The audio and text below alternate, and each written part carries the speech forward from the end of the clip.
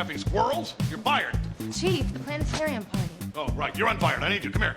You don't have any friends. Nobody likes you.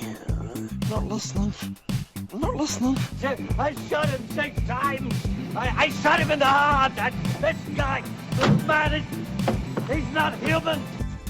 You think you could steal from us and just walk away? Yeah.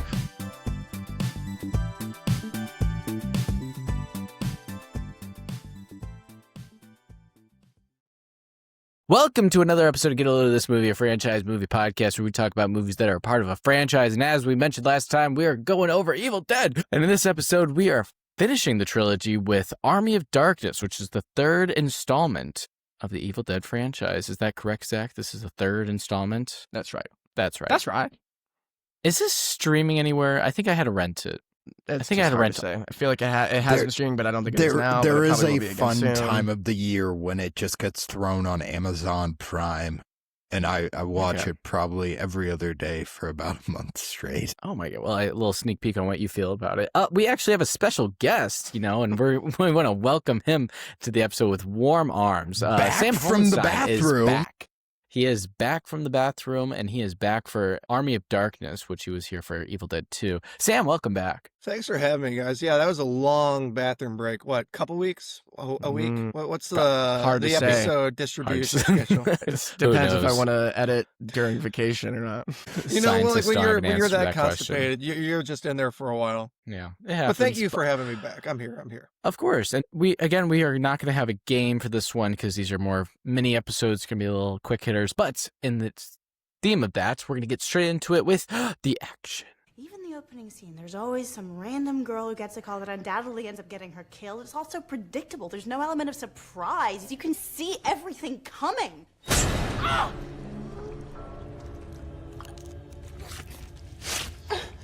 Did that surprise you?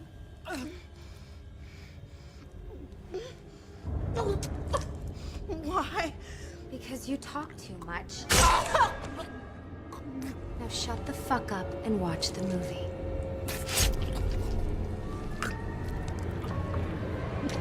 Cole, what happened in this movie?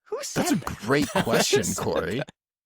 After being transported to the Middle Ages, Ash is captured by Lord Arthur's men. He must be one of Henry's men, mistaken for an enemy spy, and thrown into a pit where he defeats a deadite. Ash retrieves his shotgun and chainsaw, both available at S-Mart, and demands the release of Duke Henry and kills another deadite, earning the respect of the people and the affection of Sheila. The Wise Man. Corey, did you recognize the Wise Man? It's Emperor Palpatine from the Clone Wars. Is it actually? I did not recognize that. Yeah. Anyway, the Wise Man explains the Necronomicon is the key to returning Ash to his time and sending him on a quest to retrieve it. Ash is pursued by a demonic force into a windmill, where many versions of himself emerge from broken mirrors. One grows into Evil Ash, who he dismembers and buries. At the Necronomicon resting place, Ash finds 3 books and fails to properly say the magic phrase, Klaatu Barada, and then there's that third word. Zach, do you know? Definitely an N-word. Accidentally unleashing an army of deadites led by his evil clone.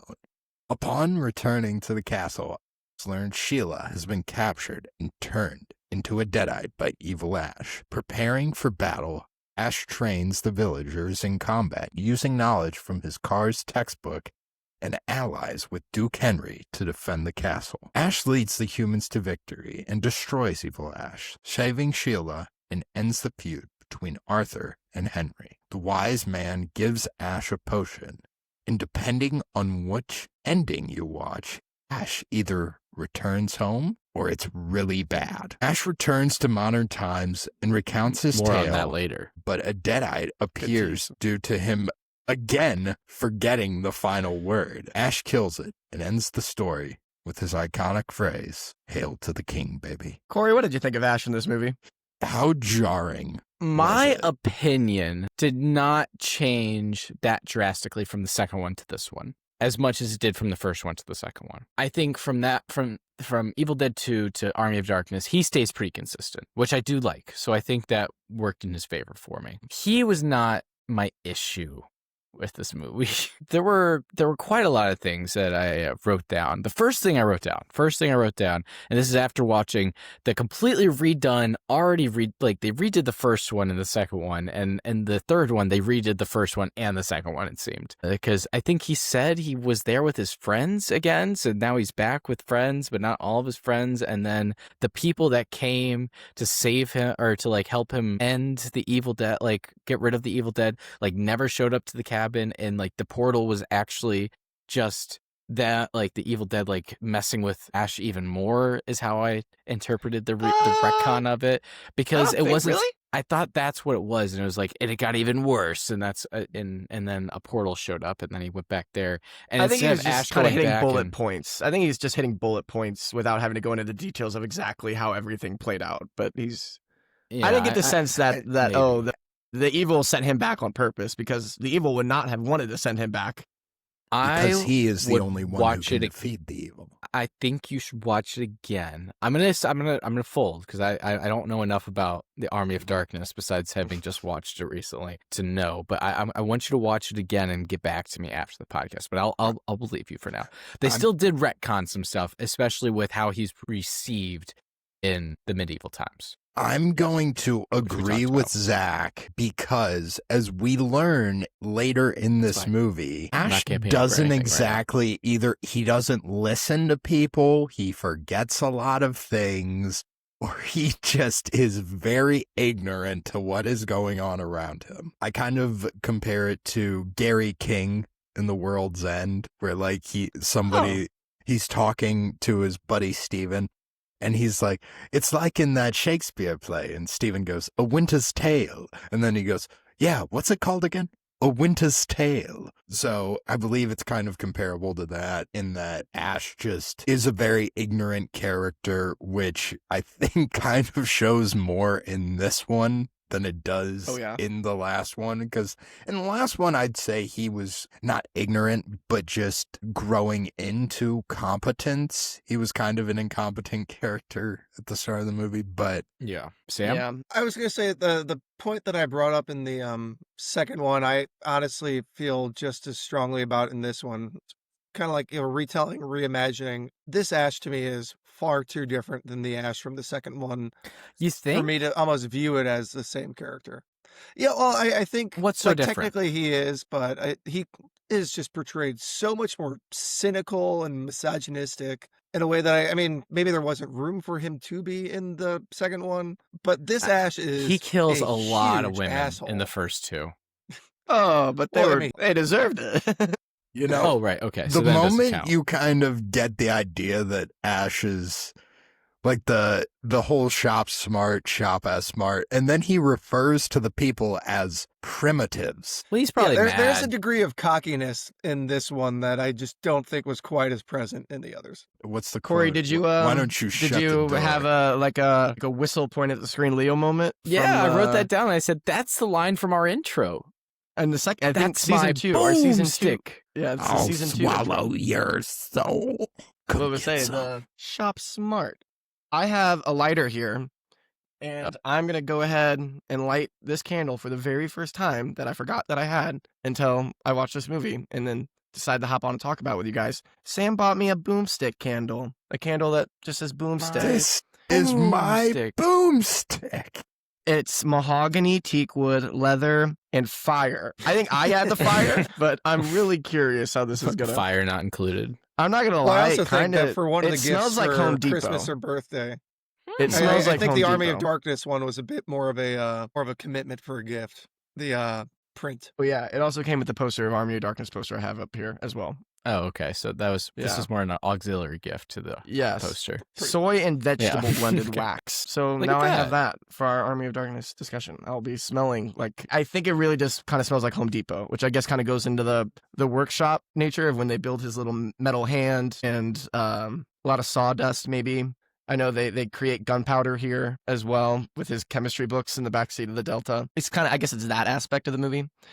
Corey, how I brought up before we talked about how these movies are so different from one another, which is also part of why even like them or hate them, it's interesting to talk about from a franchise perspective. We are a movie franchise podcast. I think Evil Dead 2 is jarring coming off of the first Evil Dead, and Army of Darkness is less jarring coming off of Evil Dead 2, but it is still very different. But can you imagine someone walking out of the original Evil Dead, missing Evil Dead 2? And then just being like, oh, by the way, this is one movie.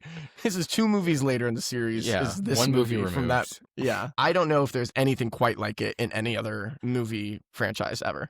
I don't think nothing that we've covered has come close. Nothing that we've discussed covering has come close. I wrote down that I actually kind of had a hard time getting into this movie because of that.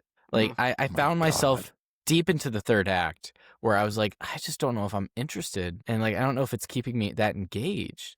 Because it's so different, and it's just like we're like not even dealing with the same conflict as we were in the first 2. And usually when one of the reasons I like franchises is because it's something I can go back to it's still new, but it feels familiar. You know, it's like why people like binge watching a show repeatedly. Like it's almost a sense of comfort that you're going into this world again that you're kind of familiar with. But it's almost the same with movies that have franchises that have a lot of movies, like the Mission Impossible ones. I know we talked about that in the last episode, but kind of talking about it again, you kind of know what to expect after Ghost Protocol, you know, and like going back to those movies, it's almost like a familiarity to it, and it kind of allows you to do more in the movie, maybe because some people are more comfortable, more forgiving a little bit, but in this one, I was just so jarring. I wrote down, I don't understand what's going on in this movie. That's one of my lines. I don't remember what I was watching specifically when I wrote that down. I should have like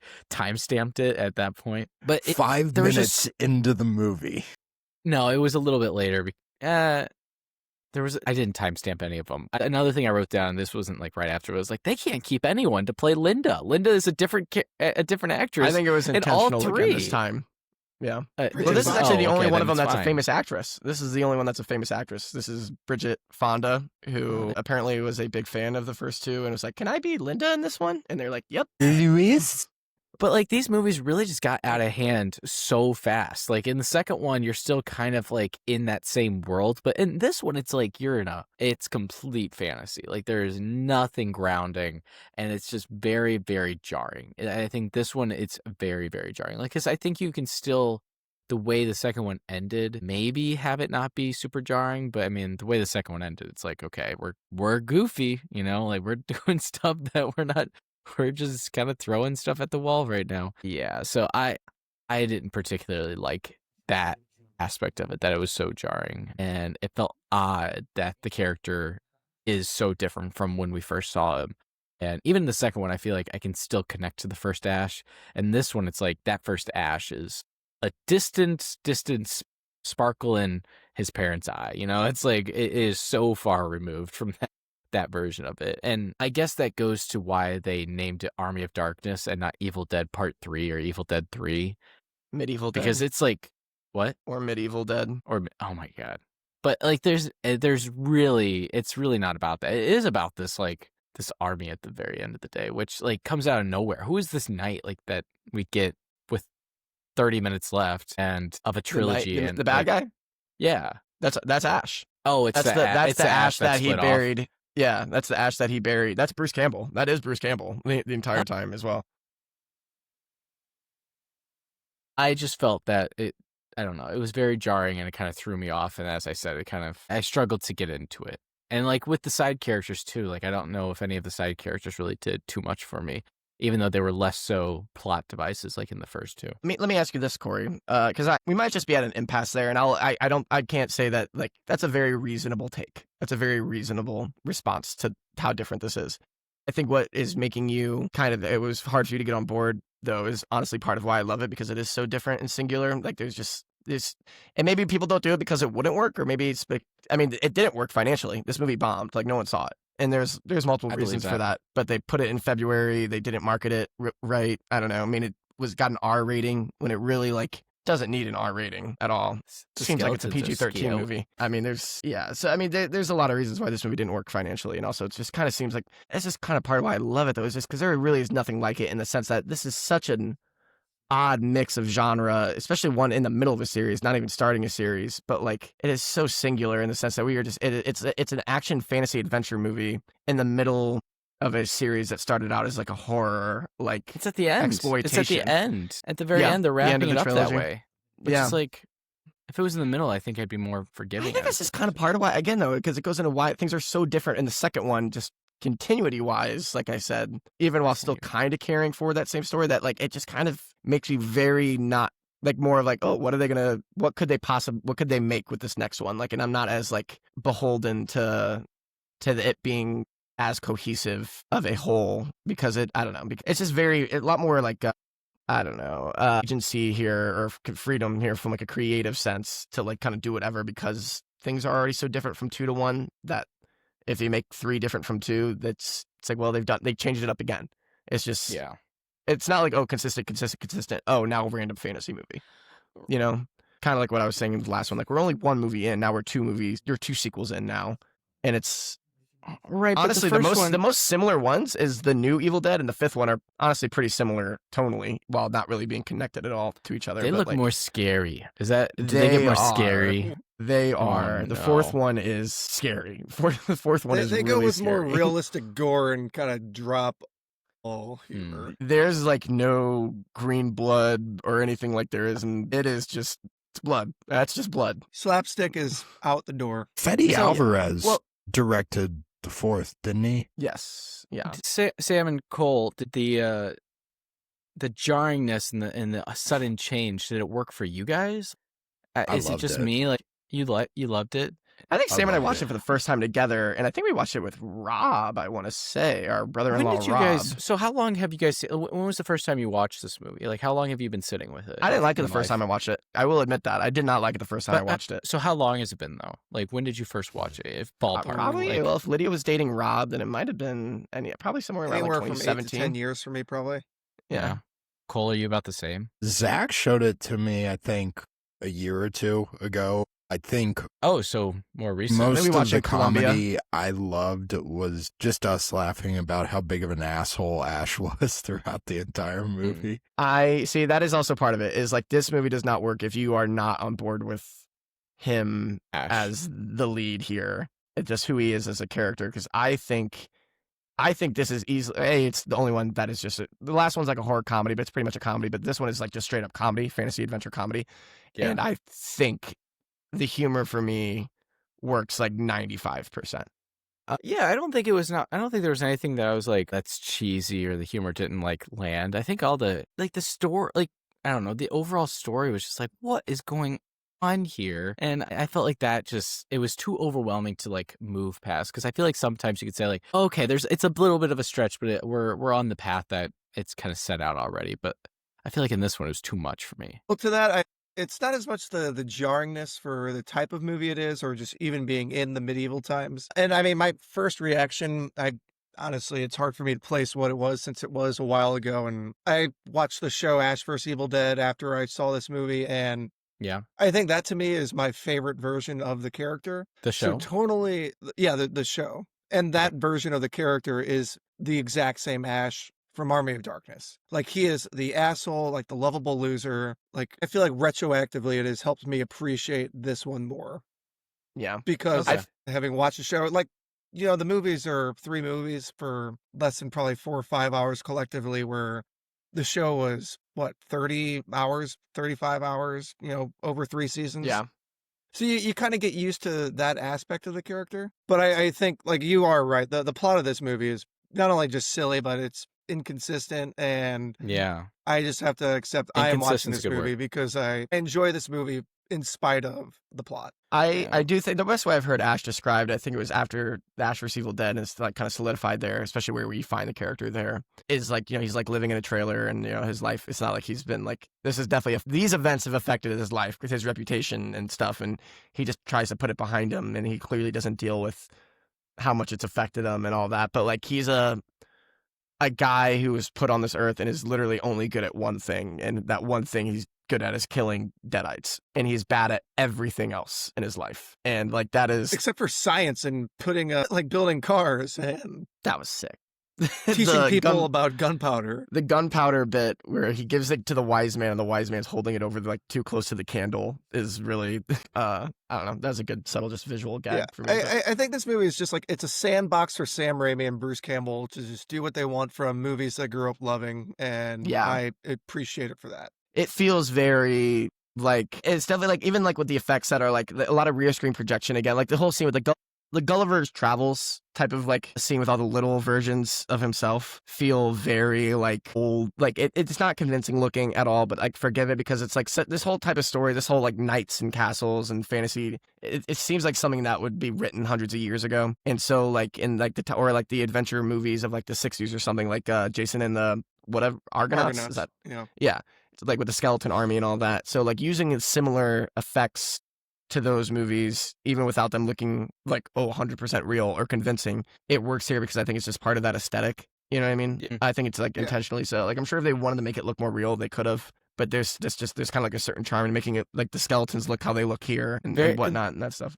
Those are kind of classic, just too. Like old school British voices though. Like they're just chatting. There's so many good skeleton gags in this movie. I like when they reveal Sheila, the possessed version of Sheila, and they like take off the veil and reveal her to the army. You can hear the skeletons go like, oh, and then one of them's like, oh, there's a sight for sore bones. Whatever. It's just like, oh my god. Yeah. Well, this movie, I mean, it's like you're watching a live action cartoon. I mean, when he gets pulled out of the first false book and his face is stretched beyond belief. I mean, literally just breaks the rules of I think that's when I wrote down. I don't understand what's going on in this movie. I think that's what I wrote down. Wrong book.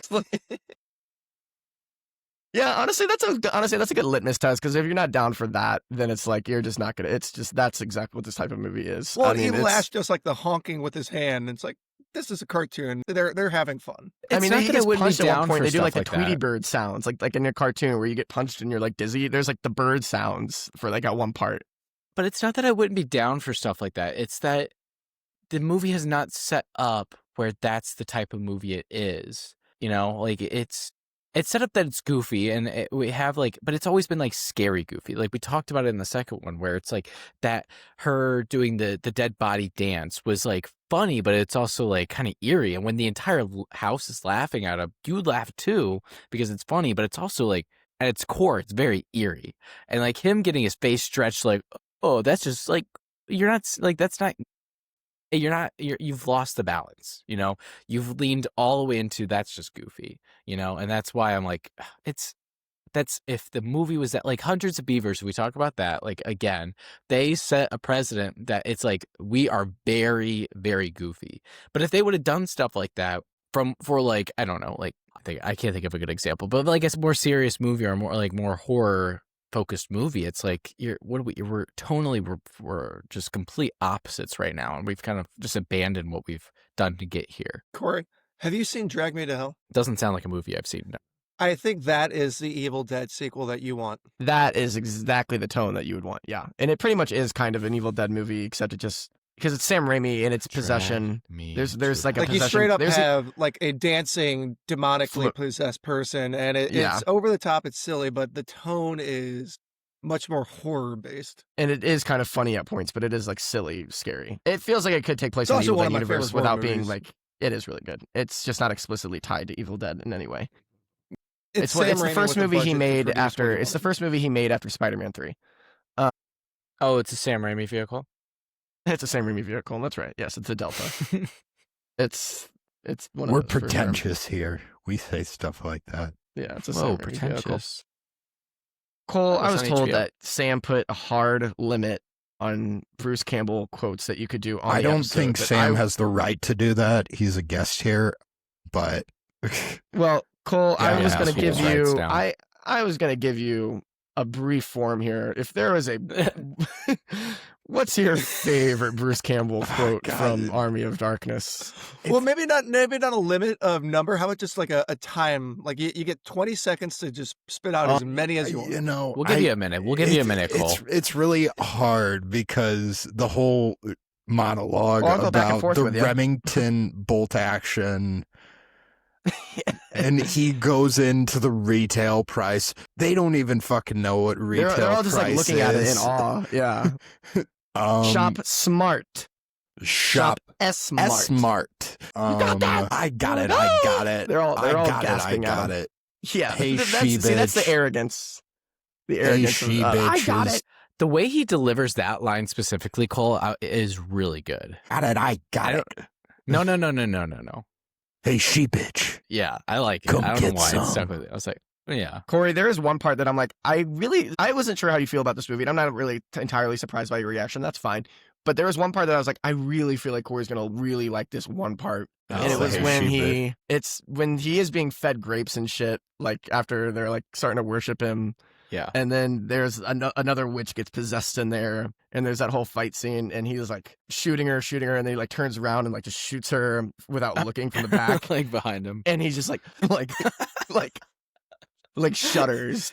He's like, It's funny enough that Hugh Jackman kind of does that in that scene in Days of Future Past where he's finally back in time as young Logan and he has to kill all those guys and then he just goes, peaceful thoughts. That's what that he's just made like, I think it's just almost like Ash just kind of in awe of himself. Like, yeah, I'm cool. I got this down.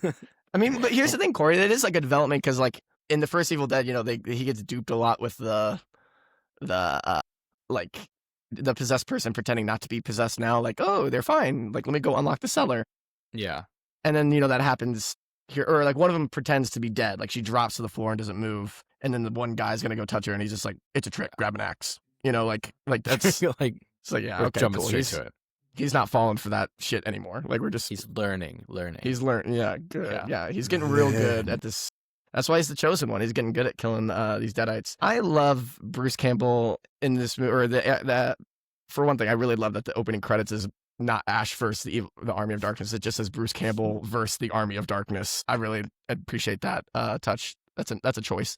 And then, but we're in this old timey story, like fantasy land. You know, we're like in King Arthur's world or whatever. Like, you know, he's not King Arthur, but he's pretty much King Arthur or whatever. And that's like Merlin. The wise man is like Merlin or whatever. So we're just playing around with that stuff. But he's this guy from, you know, the future dropped into that. And so he's kind of like in the way that Peter Quill makes like Earth references to people in space who have no reference of hearing shit like that. I don't know what Cheers is.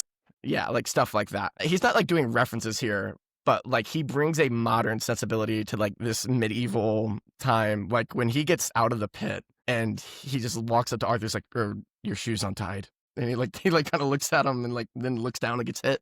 Like that's like such a modern thing. Doing that to a knight is like, I don't know. That's funny to me. I mean, like it seems like a modern joke when he throws the chopped up version of himself into the hole that he dug, and he's like, oh, you're gonna die in the graveyard. And he's like, hey, what's that on your face? And then he just throws dirt on him or whatever. Like that, stuff like that just seems really like a modern humor that he brings to like, I don't know, this very like lost in time land and aesthetic here. I don't know. So I think it's part of why a lot of his humor works for me. I mean, when he gets the book, he brushes past a peasant and just like, get the fuck out of my face. And just like, he's just so like brash about it. I don't know. He's an example of an asshole. I told Sam this, and I think this is what makes him so different from like almost any other hero, I think, is that he's a hero that I love to watch succeed as much as I love to watch fail. I love it when he messes up and it's really funny, but also when when it works and he's cool, like, you know, and things are groovy, you know, like it's also really cool for me. Like I enjoy both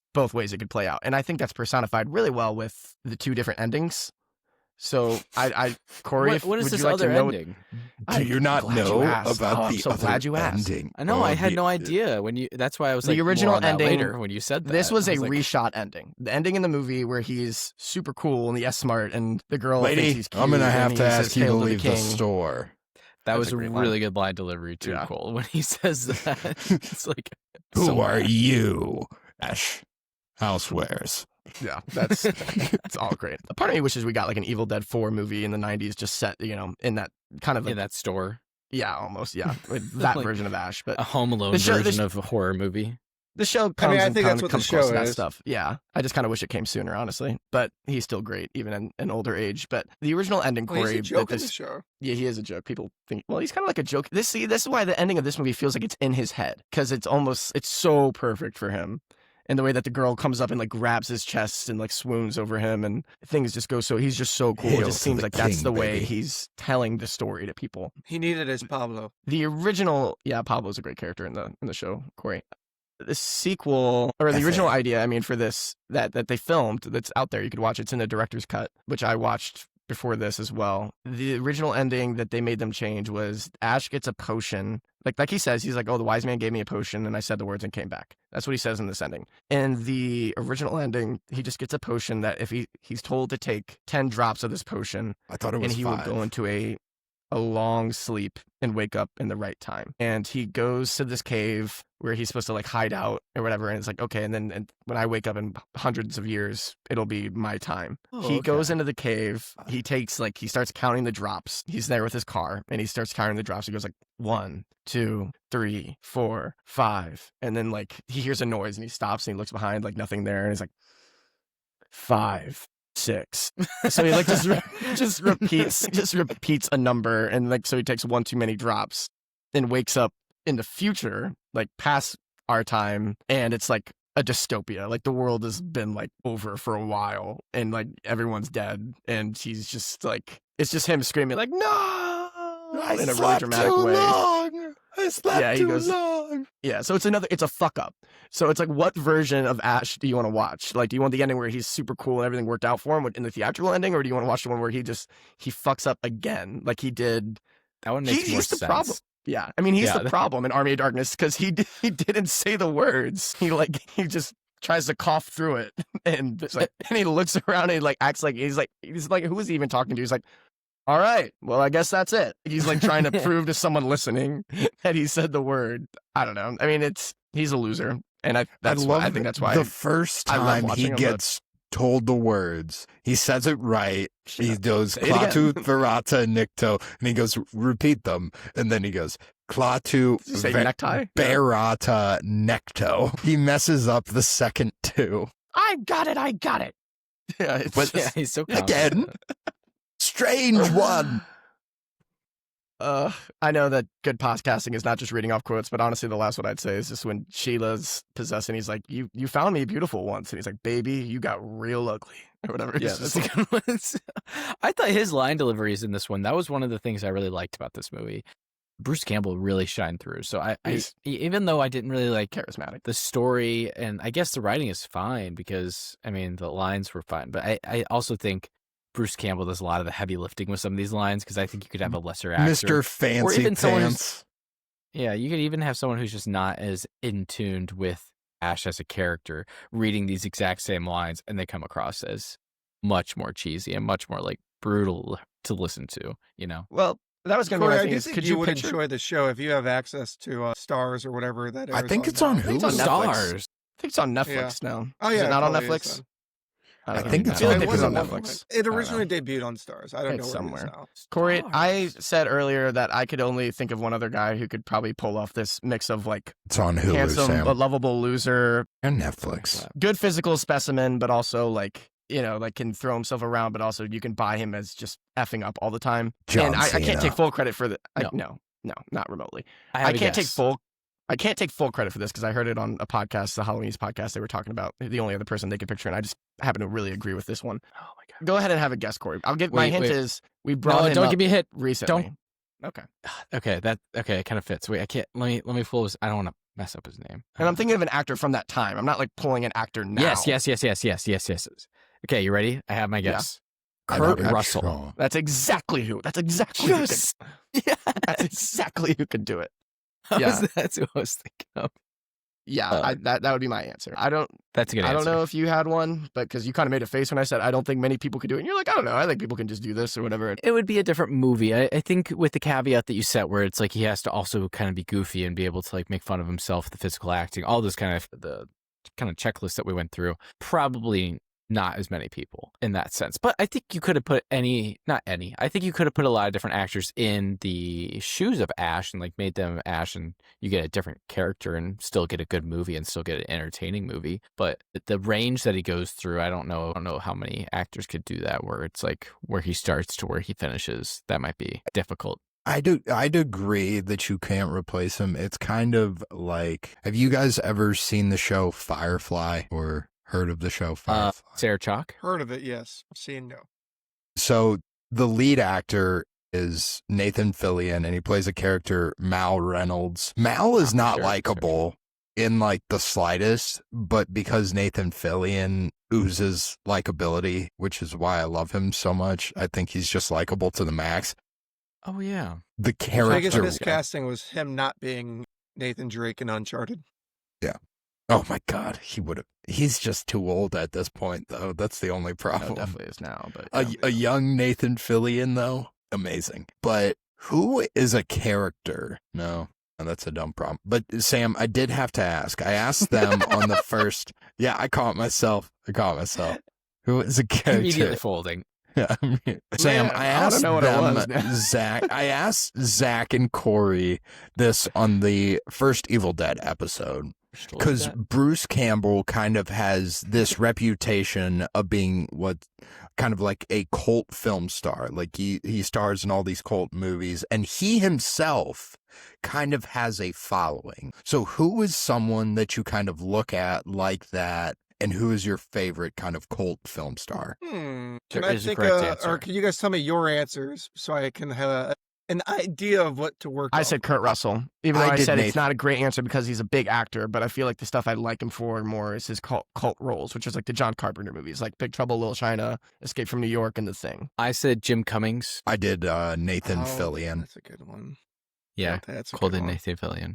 Love me. Same some way you Nathan think. I Fillion. did want to point out that maybe Brendan Fraser in The Mummy is kind of a similar character to Ash in some ways. He's not as he's not as much of a f up or a fuck up, but like he's not as arrogant. Well, he's also maybe. a decent person. Rick O'Connell is not similar because Rick O'Connell is serious, but he does not take himself seriously. Ash is just not serious at all. Like there is nothing about and Ash him. Ash does take himself very seriously. Yeah, like Rick O'Connell. Why did you kiss me? I don't know. I was about to be hung. Seemed like a good idea at the time. He's just baffled that she did not react. Yeah, The simplicity of like just seemed like a good idea at the time. Yeah. Honestly, I'm struggling with this prompt. I'm trying to think like what is It's a the tough one. balance of It's a hard one. cult It's a hard film, one. like It took us a cult while. personality. Corey, do you think you would You can have think about it. reacted better to this movie if you had not seen the first two Evil Deads? If you just jumped Yes. right into a movie called Yes. Army of Darkness? Yes, 100%. I think that's also baked into it because I think that's part of why they called it Army of Darkness and not Evil Dead 3. Because they wanted to, and this is the big budget one. Like this is a Universal movie. Like this is Bruce Campbell said this is the only big studio film I ever starred in because this was like actually like not an independent production like the first two. This is a big Universal Studios movie, and they wanted to get as big of an audience as possible. I think the problem is they just dumped it in February and made it R when it probably could have just been PG. And I think they do a good enough job, like with the heavy lifting at the very beginning, with kind of catching people up to where they need them to be, and not where necessarily they are. You know, so just saying like, oh, this is what happened. This is where we are now, and I think you could have walked in not having any preconceived notions or any like seen movies, and you could be just fine. And I think I would have liked it more because then it's like this is establishing the rules. So that stuff with his face stretching probably would have come off a little. It would have landed a little bit better. The stuff with him like coughing through the line. No, I think that kind of fit the character from 2. But all that kind of stuff that we kind of talked about already. I think that it would have done better. I would have received it better as a standalone movie, at least. Mm-hmm. Oh, I have two. I have two answers to your prompt. I don't know if I would say they're cult roles, but I one for sure is I would say Brad Dourif. Great answer. Yeah, I mean not just as Chucky, but like the roles that he's like Wormtongue. Brad. He's great there. He's a wonderful slime ball, great character in the movie or the show Deadwood. Right. He's in And then Star the Trek. other that I was thinking of would be Michael Rooker. Yeah. Big James Gunn, a big friend of James Gunn, who he loves murdering on screen. Yeah. He has had the privilege of dying in most of Brad James Dourif's in Star Trek, and he's really good. He's only in it for like a short time, but he's got a really good part. Just a little Underrated teaser Brad for you Dourif guys. role. He is really, really good in The Exorcist 3. So that is what I'd say there. Also, I Well, just love do Chucky. we have anything else before we move on? I do. Well, I did kind of. This is kind of an odd prompt, but I do want to say, is there any other Corey? I like what you said about, like it's a jarring tonal shift. And I do think there are examples where other series have tried something like this and it does not work. And I don't think either of you guys have seen, well, Sam has seen one of them, but I think Jason X is Friday the 13th 10 and they go to space. That is a genre change. And I think it's awful. It's an awful movie. One of the worst movies ever. Texas Chainsaw Massacre 2 is a comedy version of the first one, kind of like Evil Dead 2 is, except it's just not funny. So that's one big problem there. I don't mind that they tried it. I just don't think it works. And so when it doesn't work, it's just all the more frustrating. It's like, well, you should have just stayed scary then. If you weren't funny enough to do it, then don't do it. So that's a frustrating one. But I think there are examples of kind of movies that swapped genres a bit. And luckily, I wrote an article on my portfolio, so I have them right here. Evil Dead 2 to Army of Darkness was one I wrote, but honestly, I think X to Pearl is kind of a genre shift. Oh, absolutely. Yeah. I think Aliens is a really famous jump. one. Yes. You're right. That's almost like kind of like Evil Dead 2 because it's at the same house. So that is honestly that's less Evil Dead 2 to Army of Darkness and more so Evil Dead 2 because it's at the same place. Can I say something on the Aliens or Alien to Aliens? Yes. Okay. Well, yes. So you sent us the prompt. You said, are there any other franchises you want to see that to switch Mm-hmm. genres? And so I was trying to think of like notable ones that I've seen that I've enjoyed. Alien to Aliens comes to mind first because it's like horror to action or adventure almost, but it's still like a little bit horrific.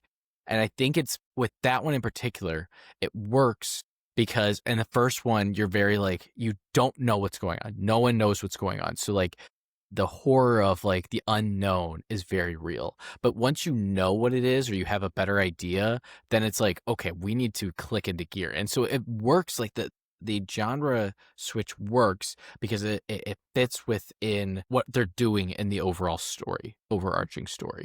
Because if they went from like horror to comedy, it'd be like, okay, well, the first one was not really funny. A lot of people died, and I don't know how you make space alien. Well, I guess space aliens as a concept in itself is pretty funny.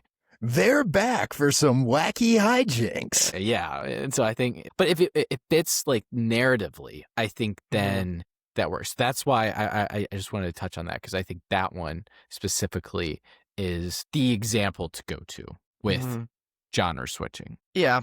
It's also in the news. I wrote the article because it was kind of in the news because Megan 2, I don't know if you saw the first Megan, but Megan 2 is like an action movie. 2. Like Megan 2 is literally an action movie, like an action comedy pretty much. And the first Megan's like just a horror comedy. It's like Thriller, a little bit. isn't it? Yeah, I mean, Megan 2 is probably not branded as a comedy. There are moments that are definitely meant to get a laugh, but like it's not like, it's kind of just it's just a low stakes horror movie. The sequel is like a 2-hour, like trying to be like Terminator 2 for Megan. And I think it works. It's just too long. I think that's the problem there with that one. Whereas, Army of Darkness is 81 minutes, like really efficient. Kind of use that word again. But I think an example of one that not only maybe retains the tone a bit, but completely changes the type of movie, like from Evil Dead 2 to Army of Darkness, is 10 Cloverfield Lane coming off of Cloverfield. Ooh, that's a good one. Cloverfield is a giant like kaiju found footage movie, which is a really unique mix in itself. 10 Cloverfield Lane is literally like a thriller, a really close quarters thriller movie, but yet they're set in the same universe. So I think that's probably the best comp in terms of like really switching the genre of the movie you're watching from one movie to the next. And I haven't seen the third one, but I heard it was bad, the third Cloverfield. But I don't know if you saw that one, Corey. But Cloverfield Paradox, I think the third one is. I didn't even bother watching it. But I just meant like 10 Cloverfield Lane, if you've 10 Cloverfield Lane's weird because it wasn't exactly supposed to be connected to the first movie. They had Dan Trachtenberg like shoot in like the end to connect it to the first one. It worked.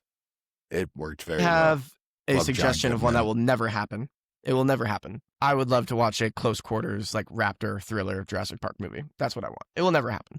Because these are always going to have to be big budget, huge blockbuster movies. But I would love to watch a Jurassic Park horror Will the film that's just Raptors about be talking raptors. in your No. Is there okay, I got Alan?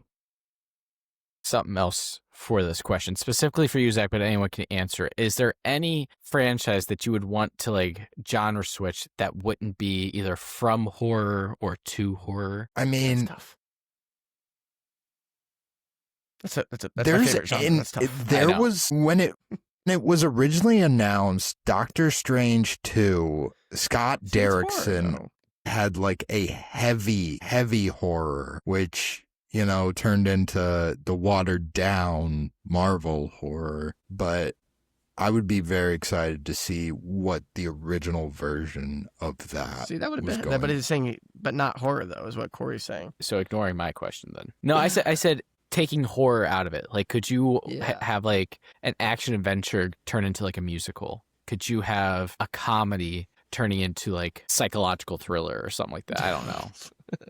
I don't know if we can go like, from comedy to serious. I think serious to comedy is a lot easier. Suicide Squad to the Suicide Squad. Or like what Joker to Joker 2 tried to do. Like that one is more of like a drama to a musical. Yeah, they tried it. Yeah, you're right. They did try it. And I don't mind that they tried it. I love that they tried it. I just don't think the movie works because I think it's just kind of a flat movie narratively speaking. And the songs aren't good enough to really carry it. If the songs are really good, then I would have probably been more on board. Leeway. Yeah. A lot of people were mad that they were even trying to do that. I was like, that actually kind of made me excited to watch it because I didn't really like the first Joker that much. So I was like, fine, do what you want with the second one. I'll be curious, do something interesting. But yeah, I wasn't a big fan of it. But I respect the swing. Whoa. Respect Todd Phillips. Anything else before we move on? Nothing. On to the awards season. Apparently they strayed off course, and we're fairly certain they're in guerrilla hands. So why don't you use the regular army? What do you need us for? Because some damn fool accused you of being the best. Sam, you are not allowed to go first. Zach, why don't you go first? I'll go last because I have one that I think will... I'll go first then. Yeah. I'm going to pick Bruce Campbell. Bruce Campbell in this one is a lot of fun. I think a lot of the stuff, I mentioned it off the top, like the jump from the second one to this one, I didn't think was as big for him in particular as a character. And I liked him in the second one, and I think in this one he has a lot of great line deliveries that really kept me involved. So Bruce Campbell is my MVP for Army of Darkness. Zach, do you want to go? Zach says he's going last. Sure. Well, no, I don't think I'm going to take one from you guys. Well, maybe I am. I don't know. I'm going to go Joseph LaDuca, the composer. He was the composer actually on all three of these movies. And I think it's fascinating that kind of how we've been talking about ad nauseum to this point, how different these three movies are. I don't think he reuses his score. I don't think there's any like carryover score from one movie to the next. And if there is, it's minimal. Like each of these has their own like musical identity, and this one especially kind of he makes something really like some grand sweeping heroic scores to kind of fit the action and what's going on here, the classic hero story that we're trying to tell, or at least the spin on it. And I actually think it's actually really, really good. I really think this is probably my favorite score of the three, and it's probably the only one that I would just like listen to on its own if I'm just doing something else or writing or something like that. So yeah, Joseph LaDuca is my MVP for Army of Darkness. And Danny Elfman also contributed I'm just like looking up Joseph LaDuca. Did you see who actually contributed to some of the score? That's literally but what I was just going to say. And also Danny Elfman did the March of the Dead theme, which is also good. Danny Elfman has done a few Sam Raimi movies. He's not quite Danny Elfman and Tim Burton level collaboration, but there's obviously between the Spider-Mans, and I want to say he also did The Gift and Darkman and this a little bit here. There's some overlap for sure. Sam?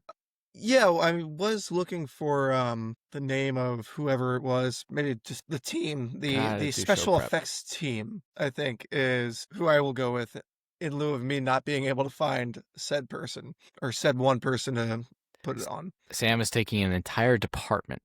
Yes, the effects department. I think they mastered the ability to make even some of the cheaper, low-budget stuff look convincing and compelling.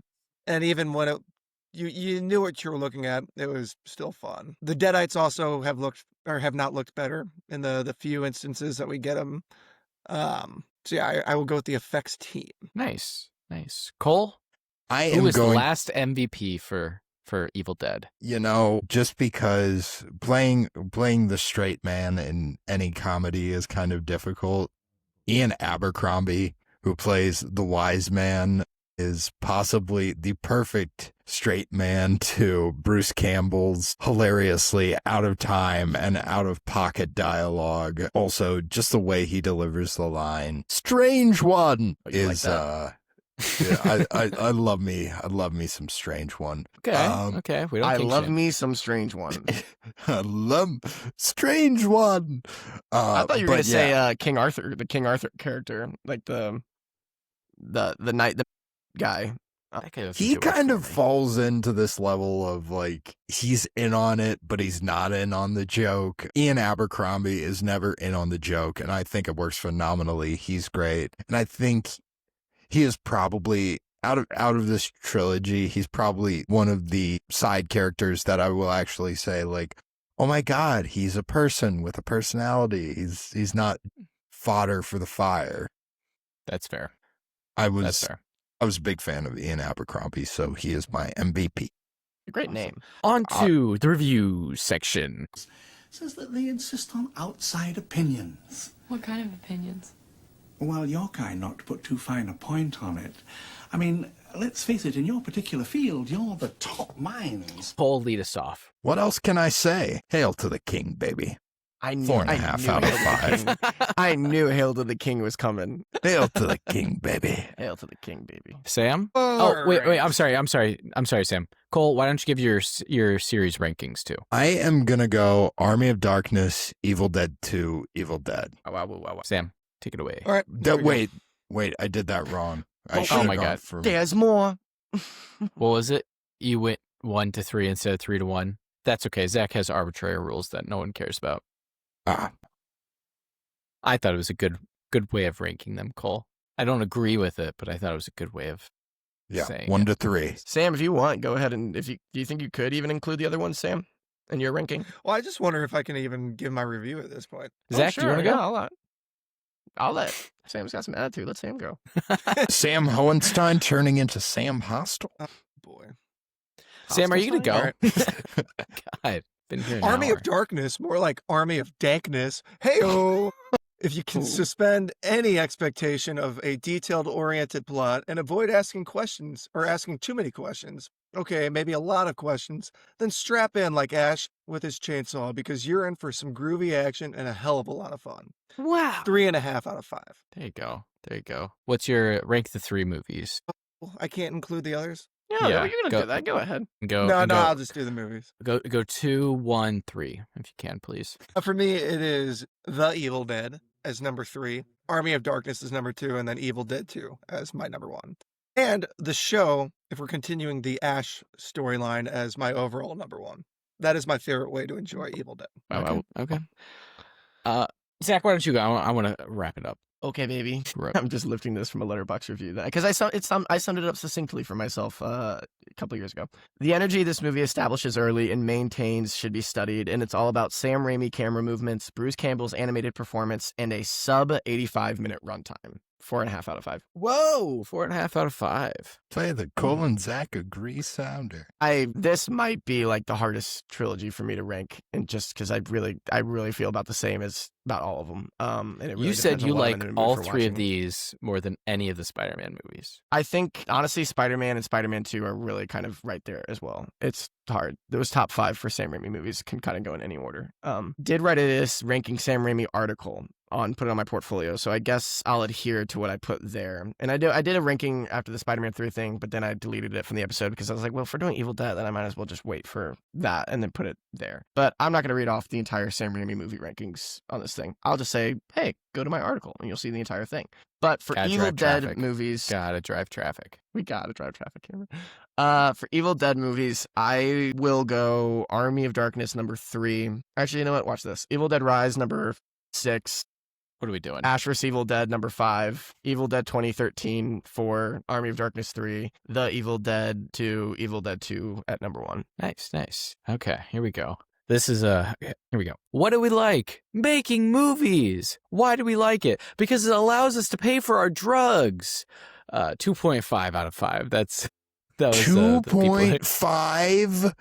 2.5 out of 5. I told you. I kind of went through. It's still right there in the middle, but that's where it is for me. My ranking is going to be Army of Darkness at number 3, Evil Dead number 2, and Evil Dead 2 at number 1. So the exact same. I did not.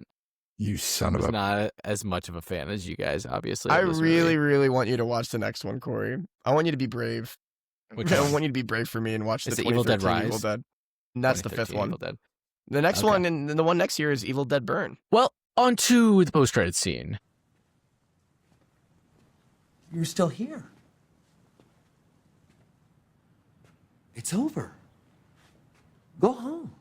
Maybe when Evil Dead Burn comes out next fall, we'll do we can do the other one too, and that one, and the new Evil, because then those are kind of like a trilogy of. So you new don't want me ones. to watch it then and wait. Whatever you want to do. No one Maybe says you I'll can't watch watch it again, but yeah, I don't We'll know. see. It is spooky season. I like watching It is. spooky It movies. is. Speaking of which, I watched 28 Days Later for the first time. So I First watched one. that Ooh. Yeah, I still need to log it. I just finished it today. Danny Boyle doesn't get You wanna credit give any for how thoughts, or- innovative a director well, so- he is. No, I was just gonna say I enjoyed it. It was very much a British movie, which I don't know why I wasn't expecting that. But it had like it had a very similar like the way a lot of like British shows or other British movies from the 90s were made. So it had that same kind of, I don't know, they look very similar. So which I thought was kind of fun that they all kind of look similar. You know, I wish, do we have that kind of thing? I don't know. It's kind of hard for me to tell. But I liked it. I thought Cillian Murphy was really good. I thought the overall, or the last act was very intense, which honestly has like the least amount of zombies in it, which I was like, oh, that's kind of, I guess that's what they were going for. Maybe with we're it. the real monsters. Yeah. Every zombie movie ever ends on that thesis statement. Yeah. Maybe the monsters were us all along. That was going to be my Letterboxd review, but I still haven't come out to it. But yeah, I liked it. Anyone else? Quick hitters? Finished Peacemaker. Loved Peacemaker. Yeah. I heard it's not coming back for season 3. Yeah, James Gunn's done, but he ended on a cliffhanger. Awesome. But Peacemaker's not. Hey-o. Haven't seen it. Great. Thank you for the spoiler. Yeah. Also been watching High Potential. Just started that. Love. Yes. Caitlin Olsen is a she's phenomenal actress that doesn't get enough love. I'm glad she's finally getting it with this show. That's She's so good in that show. She is phenomenal. Yeah. But High Potential and Peacemaker, and Gen V ends in 2 weeks. So thank God. Getting caught up on that. The obvious twist is coming. I forgot that Gen V was coming out. I noticed you didn't say Dancing with the Stars, but that's okay. I have been watching Dancing with the Stars. Oh, look at this. Keep Andy on the show. Andy Richter's the man. He's terrible. Well, this but episode people... might be coming out in like 4 weeks. I mean, whatever. This guy might be off the show for the past 2 weeks by the time this comes out. You know, like, don't say this guy. You know who Andy Richter is. It's that Andy Richter? Yeah, it's that Andy Richter. Oh, I guess so. It's the one from Talladega Nights. And Arrested Development. Sam, what are you watching? I am currently revisiting The World of Veep with Christy. She has never watched it, so that is our. We're going to take a pause from Community just so we don't get ourselves burnt out, and we're watching Veep right now. But that's exciting. I love Veep. I forgot how much I love these. Every single person on the show is a detestable person. It's so great. Oh, it's so funny. Yeah. It's so great. Zach, are you watching anything, or are you kind of giving up on film? I don't remember. I guess I must have brought up There Will Be Blood when we recorded the first Evil Dead, but I don't remember. But I did watch some Paul Thomas Anderson movies, like There Will Be Blood. Then I watched Boogie Nights, which I loved. Love Boogie Nights. That is Getting ready really for good movie. One Battle After Another. I sure was. I also watched The Master. Wasn't as big of a fan of that one, but I probably did it no favors by watching it over 3 different sittings because I kept watching it too late at night and then I got sweepy. So that probably hurt me kind of taking that all in at once. So got a bad rap there, but whatever, is what it is. One Battle After Another is my favorite movie of the year. So yeah, that is a full. I see it so bad. Full recommend on that. Really good movie. Leo is. There's some obviously it's not like a hot take, but there's just a moment of the movie where I'm watching it and it's just you really do actually like start to realize the difference between like, oh, this is a good actor and the movie works with this person here, and like I buy this, and like watching someone like Leonardo DiCaprio in a lead role, and it's just like this is so watchable, and like he's underrated funny. Like he is really funny. So and that really shines in this movie, and it's a serious movie, but it's also a lot funnier than I expected. I remembered the first trailer. I said this to Sam when we were sitting down for Weapons. The trailer came on, and I'm like, the first trailer was marketed as like very funny. Yeah. Like the first trailer for the movie was like incredibly funny. It falls in line with that totally. And the only other thing I want to bring up is obviously you guys know I watch a lot of horror movies and I've seen a ton of horror movies. And for a while, for probably the past year or two, I've been saying the most famous horror movie that I've never seen is Blair Witch Project. And I had a night by myself where my roommate was out for the night. And I was like, you know what? I have the living room TV. I have the living room TV. And this is a movie that I feel like I don't want to like break the immersion of. If I want any chance of like actually it working on me, I need to like put my phone away. I need to like don't want to hear my roommate watching something in his room. I don't want him to come in and like grab something from the fridge. I want to be like in the woods with these characters. And watching it like that, it was more effective than I thought it would be on me. It really was. Like, I actually do think still holds up as a pretty scary movie. It's definitely it's a movie that knows what, and this is a product of the budget. You know, they kind of knew how to utilize their lack of a budget in the senses. It is scarier to be like you're with the characters in a tent at night in the middle of the woods that they're lost in, and you hear something outside the tent in the woods, and you don't know what it is. But that is like in itself, you don't have to overthink it. That is about as scary as it gets. That really is. That would be so scary. And Blair Witch Project makes really good use of that, like from a sound design angle. It's kind of what I was talking about the first Evil Dead. Like at the end of the day, you kind of look out at woods at night and maybe you hear a sound or two, but that is just one of the simplest, scariest things in this world. It's just like seeing not being able to see what's really out there and maybe using sound to your advantage in that sense to scare people. So yeah, Blair Witch Project really holds up well. I can only imagine how scary it was then when it came out, like being like the first main found footage movie. That was probably really effective. But yeah, that's what I wanted to talk about. Spooky season. Hopefully everyone's watching scary movies. Spooky season. Well, thank you all for watching or listening along, watching along, however you chose to be a part of us today. Thank you for sticking along with us during the Evil Dead, during our spooky season trilogy that we just chosen for this Halloween. We ignored your votes. Thank you for ignored your votes. Didn't care about it. Your votes don't matter. Tied. They all kind of tied, and then we kind of found a way to like justify doing this one now. I told you what won, and then Corey said, you didn't, because you said you received a text on the side. And then Corey's like, I received a text on the side for this one. I'm like, we're going down a slippery slope here of like, I had proof. After when did the count stop? You know, like, you know, it's Sam, thank you for joining us for the Evil Dead trilogy. We had a lot of fun as always. I hope you join us for the next trilogy, if not the next one after that. But thank you. Thank you for ending whatever that little dispute was. But it was my pleasure. Anyway, we don't know what we're going to be covering next. It might be To All the Boys I've Loved Before. So we might see that, or it might be something else. It's a long list, isn't it? Yeah. We're going through it. That's a good one. it's a trilogy on Netflix. We'll see what we're covering before. Just stay tuned. Or Knives Out. Yeah.